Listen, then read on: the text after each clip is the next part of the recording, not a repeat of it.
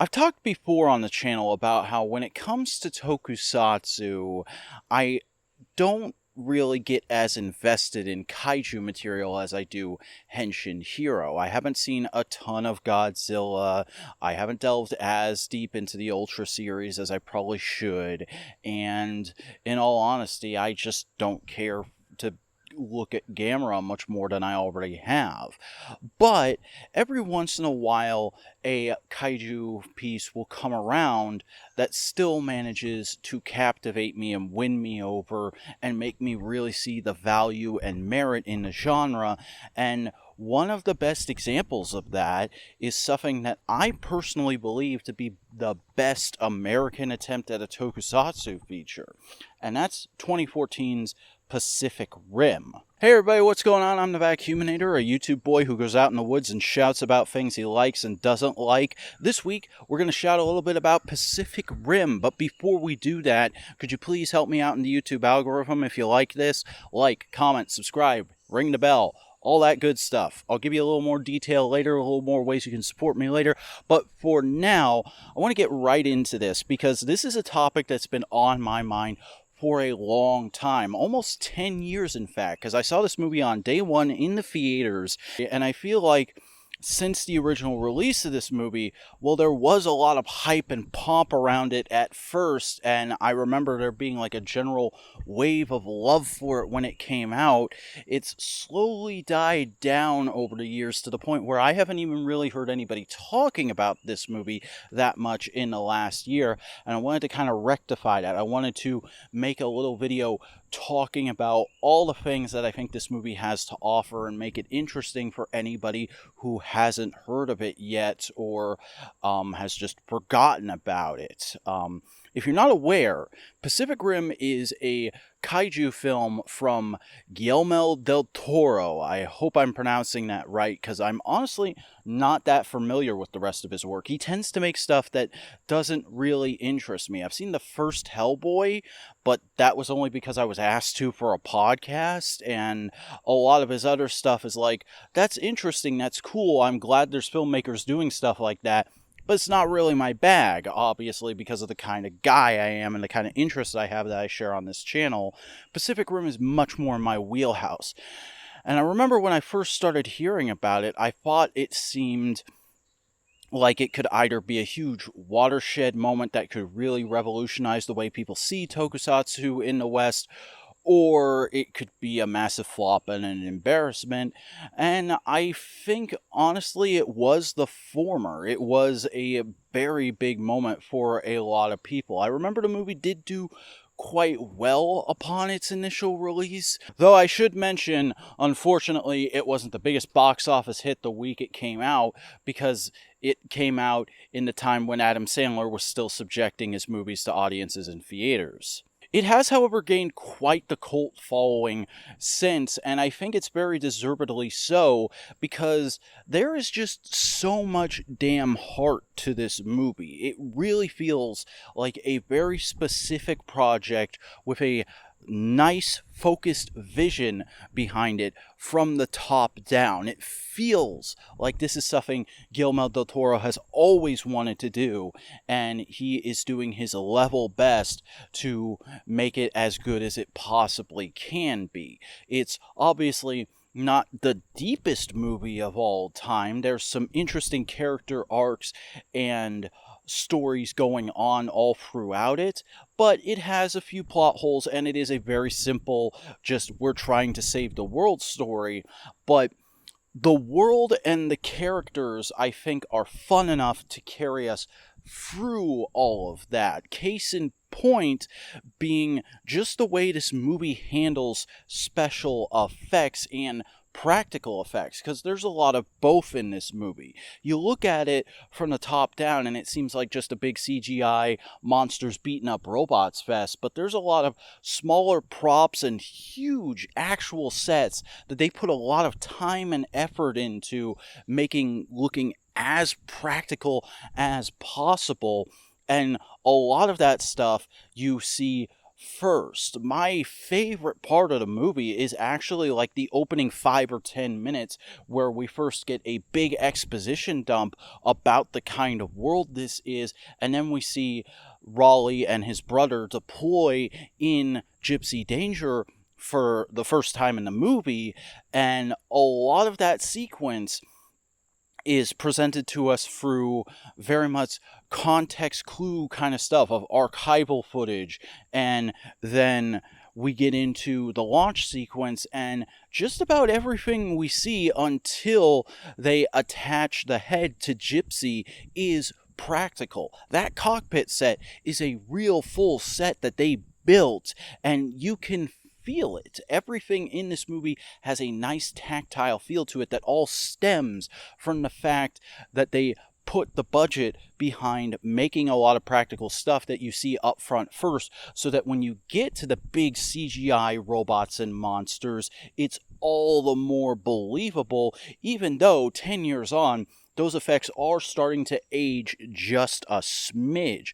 I rewatched this movie last night, and I still bought a lot of what I saw as real within that world, and I think that goes such a long way to making the rest of the movie work. It's just so impressive because so often in American attempts at tokusatsu, you'll see a lot of corners cut and a lot of just slapped together stuff that's not all that interesting looking because they're just working with very basic materials they had. And that's not to say that doesn't happen in Japanese toku. There certainly is plenty of cost cutting and corners getting stripped right out, plenty of suits from later on in Rider and Sentai shows these weeks are repaints and kit bashes of earlier ones, but it all still comes from a place of we are trying to make the best thing we can. We are putting maximum efforts into this thing that would otherwise look extremely lazy. And I think a great place you can see that is actually in the designs of the Jaegers, and the fact that each one of them looks really unique and fun, like a toy that a kid would want to play with. Whereas in a lot of modern Western movies, big giant robots are just kind of generic humanoid metal shapes and don't have a lot going on. Heck, even the Kaiju, even though they do have a sort of uniform design philosophy of these are meant to look like dinosaurs with very specialized abilities, all still manage to look unique enough from each other that it was kind of hilarious that this movie came out a full year before America's latest attempt at a Godzilla movie, which featured an original set of monsters that looked pretty generic, comparatively speaking. Don't get me wrong, I like the Mutos. They're one of my favorite things about that movie, but you put them next to, like, Leatherback or Knifehead, and it's just no contest.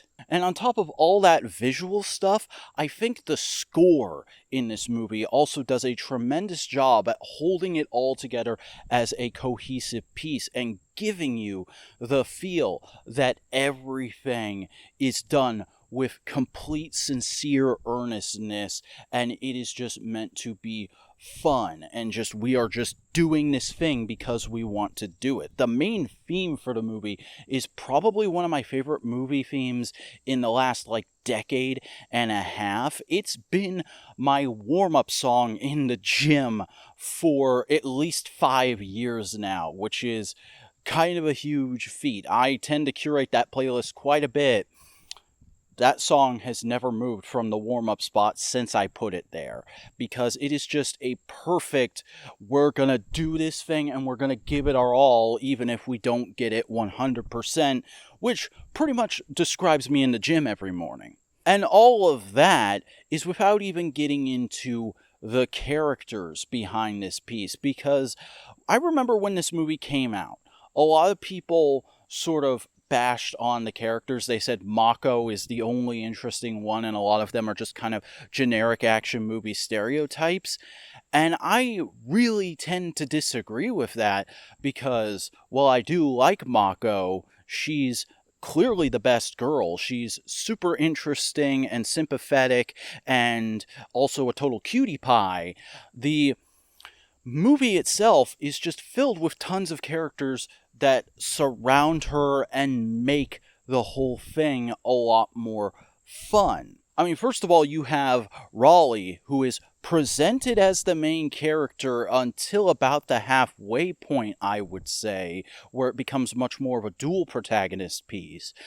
And I really like him. I know a lot of people would probably just look at him as just generic white guy protagonist man, but I think they do a great job of giving him a arc and a believable place to come from as a character really quickly. You're thrown into it from his perspective of being this cocky hotshot pilot who just wants to get out there and save lives, and that ends up costing him his brother, and he spends years afterwards just kind of wallowing in misery until Stacker comes and says, hey, you've got another shot, and he is really skeptical about it until he takes an interest in Mako, and together they kind of pull each other out of these dark places they've both been in. Which is another thing I just love about the movie in general, and it's something I remember Del Toro had as a big talking point on a lot of the press tours. He said he didn't want to show a world that was getting attacked by kaiju and immediately responding, because that's been done tons and tons of times. He wanted to show a world that was on the brink. It was on its last legs, and this was sort of the last shot for everybody. You get that from a character perspective as well, with Raleigh having something of a redemption story to him, and then Mako having had this backstory of her entire life being ruined by a kaiju attack and upended by becoming Stacker's adopted daughter and having to claw her way up through the chain of command in order to become a pilot later in life at the last possible time she could have. And at the same time, you have Stacker, who has been fighting for what he believes is the only way to save the world for the longest time, and here he is at the end of the movie being forced to get it back into the piloting position after having been a commander for so long, because there's nobody else, and it's obviously a suicide mission for him, but he takes it on with the gravitas of, this is do or die. I have to do this, or it's everyone else that's on the line. Which, by the way, I do want to say, I've heard it brought up a ton of times that it's kind of a massive plot hole that Stacker comes in and just says, oh yeah, you and me, Australian guy, we're drift compatible. I knew that from the moment I saw you. Earlier in the movie, they really portrayed being drift compatible as a really hard thing for people who weren't related. I always got the vibe that that was just kind of because of all the baggage Mako and Raleigh were bringing into the drift. You know, Australian guy whose name just isn't coming to me right now, he's been drifting on and off for pretty much months and years at that point and hasn't had any kind of a break.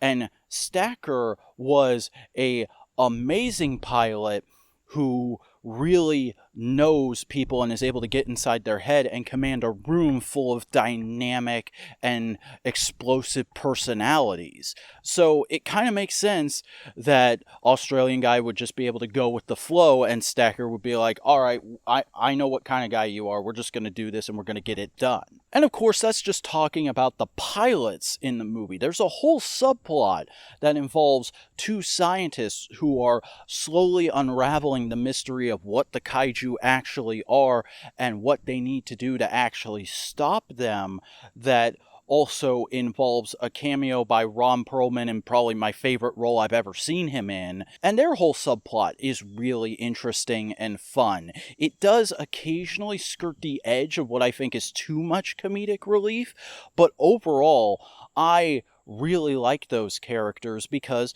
again, they're a further extension of, this is our last leg and we're trying everything to redeem ourselves and save the world. You know, the main Charlie Day character, he is often described as, oh, he's just a weirdo and he likes kaiju way too much and he wouldn't have gotten this job if they had anybody else. But he kind of pulls himself up and says, like, no, my theories are sound and they're gonna work and I'm gonna do everything it takes to prove them. And he ends up getting rewarded for that by saving the world in the end, by proxy, by giving them the information they need. And I think there's really something to be said about that. I think Pacific Rim is really a story of persistence and doing everything you can to prove your point and make yourself known to the world, even when the entire world is against you and it seems hopeless. And that's why the film resonates with me so much, that it has that very strong thematic core and it goes about everything else in such an earnest and fun nature that the entire movie just makes for a magnificent done and won experience that definitely never should and never did get a sequel. Honestly, that is my biggest problem with the movie, is just the way it was handled in the meta of our world, that they did do a sequel and that the sequel got so far away from the original and felt the need to reestablish the world and get us so far ahead so much. And the fact that the merchandising for this movie, I feel, has just been all over the place. Like, the original NECA figures, I've heard hit or miss things about them, but also, like, it's NECA. At the time, they were known for making statuesque adult collectibles, not fun action figures. And that's what you want for this movie. You want the big, goofy, gimmicky kids action figure line and maybe a couple of high-end pieces for adult collectors, which we did eventually get some really good and really expensive ones that I'll never buy for this movie.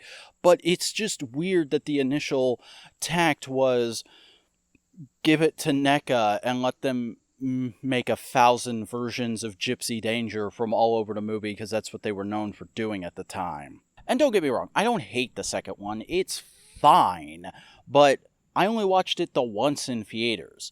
I kind of got everything I could get out of it, and then I never felt a pull to go back to it. Whereas this first movie, I tend to watch about every 6 months or so, because it is just such a fun ride that feels very open and shut on its own. And that was so impressive to me at the time, and remains impressive to me, because we live in an era where everything has to be franchised to death and sequel upon sequel. And even back then and extending into now, a lot of tokusatsu stuff tends to flounder in the United States. We get 1 or 2 things that kind of find their footing, and depending on the year, Power Rangers might be hot, it might be not, but Pacific Rim kind of showed up, made a big point about what it wanted to be and what it wanted to do, did those things, and everybody kind of agreed, yeah, that was good, except for all the film bros that were quick to point out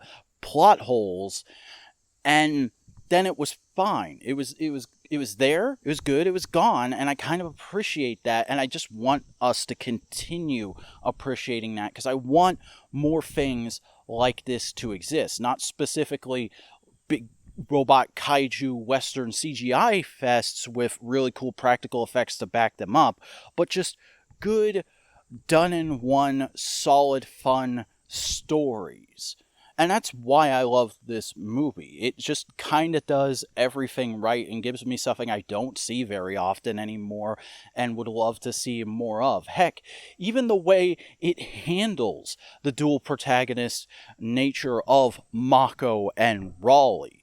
They don't ever fall into having that be a romance. It's just a mutual respect and want to help each other.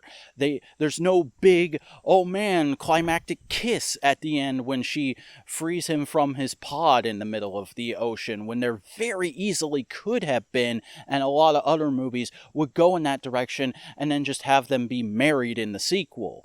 I I appreciate that it is just a journey that these two characters go on and get what they personally need to get out of it while helping each other. You don't see enough of that in big mainstream Western movies, really ever. And it is for that reason and all those other reasons that I've listed all throughout this video that I honestly think Pacific Rim is the best Western attempt at Tokusatsu there's ever been. I love the movie to death, and if you haven't seen it yet, I highly, highly recommend you give it a shot. And if you have seen the movie already, I hope you're interested in telling me what you think of it and what you thought of what I had to say about it in the comments down below.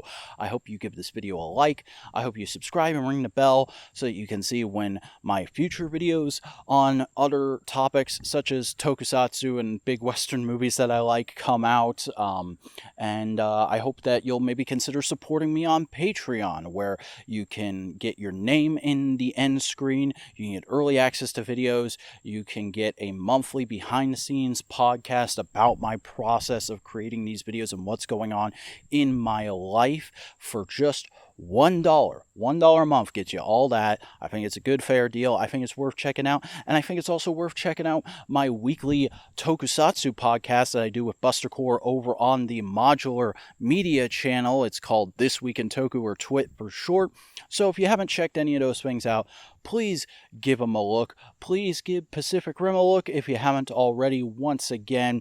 And remember, guys, you never fail until you stop trying. And I think this movie, it has a beautiful way of illustrating that. Until next time.